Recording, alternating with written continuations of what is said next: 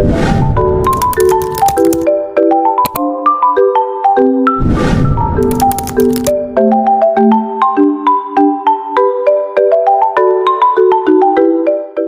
day, sir. My name is Cuning Pauanya. I am from University of Perpetual Hope System Delta, Calamba Campus, and I will be your student nurse for today. Sir, for verifications na po, may I know your name? Your age? 14. And the date of birth? June 11, 2000. Okay, so thank you so much, sir, for giving that information. So now that I already confirmed your identity, I'm now going to explain to you the procedure that I'm going to do. So, sir, today we are going to perform the assessment of ears and hearing po. So this will be necessary for assessment and future management of your primary care physicians. Is that alright? So rest assured that all of the information that I will be noting is completely confidential between me and the attending physicians that I'm going to refer to you. Is that alright? Okay po.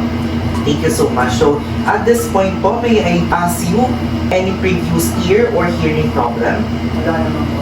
Wala naman po. Sa family history po natin, meron po ba sa family natin na may ear or hearing problem? Wala naman po. Wala naman po.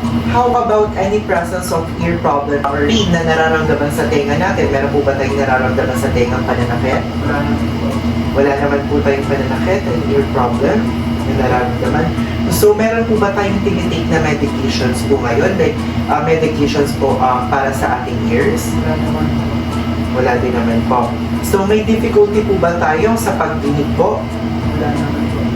Or nakaka-apekto po ba ito sa ating daily lives? Wala naman. Wala naman po nakaka-apekto sa daily lives natin. So, gumagamit po ba tayo ng any corrective devices po? Hindi po. Hindi po. So, alright. So, thank you so much, sir, for that information po. That ends our history taking po.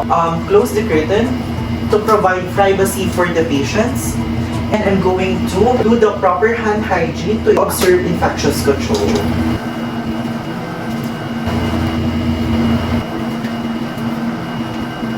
So now, sir, I'm going to inspect po yung ating auricle for the color, symmetry of positions, and at the same time, yung ating positions po ng ating auricle po. Okay na po ba yun? Okay lang. So now, I'm going to inspect the auricle of the patient. Okay. Alright. So yung kabila po. Okay. So as I can see naman po, for the color naman po ng ating auricle is evenly naman po siya doon sa color po ng ating face, and also it's I can observe po, nakita ko naman po yung symmetry of sizes naman po ng ating ears po is aligned naman po siya and pantay naman po. And nakita ko rin po yung is aligned din naman po doon sa eyes po natin, which are a good thing as well po. So I'll be noting that informations po. Okay. Yung next step naman po na gagawin natin is I'm going to palpate po yung ating ears po, and I'm going to note for any lesion, elasticity, and tenderness po ng ating ears or auricle po. Okay na po ba yun? Okay? Okay.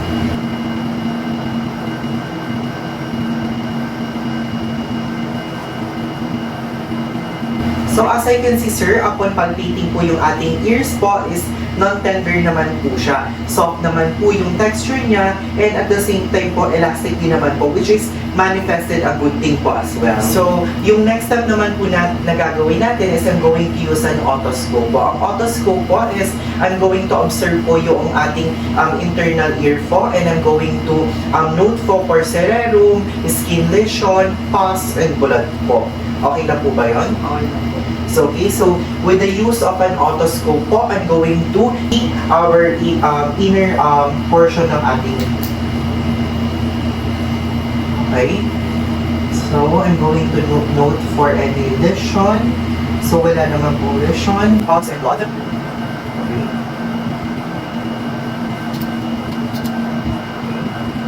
Now, sir, I'm going to assess the response of your hearing po in terms of normal voice.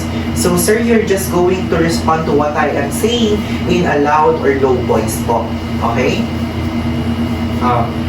You're just going to tell me po kung ano po yung tinatanong po. What is your name?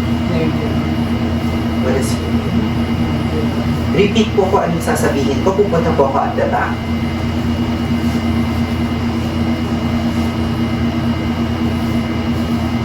Eleven. 11. 1.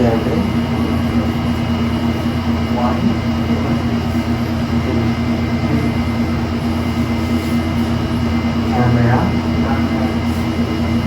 Ear. Eyes. Vision. Okay. When doing the test po, as I assess po yung response natin to normal voice, in whisper po, in a low or high pitch po, with the distance po, nakita ko naman po, nagre-respond naman po tayo ng maayos, which is a good thing po, na nagpa-function po yung ating both ears po. Kung takpan yung kabilang ears nyo po, takpan po naman. So, okay. So, ilang taon na po kayo? 14. Yung kabila po? Ano pong pinahirapan niyo? Okay, so thank you so much, sir, for participating. Tapos po yung both ears po natin, nakita ko naman po yung both ears po natin is nagre-respond naman po siya indifferently po. So, nakakarinig naman po yung dalawang ears natin ng maayos. So, I'm going to note that po. So, yun lang po. Doon lang po nagtatapos yung ating test po. The patients are able to respond to the test that I performed, so I don't need to perform a Weber's test because the patients are in a complete state of hearing ability. So sir, ang mapapayo ko na lang po sa inyo is to always take care of your ears and always clean the auricle or the outer side of the ears po para at least mas maging malinis po siya. And at the same time now, I'm going to refer you to the attending physician.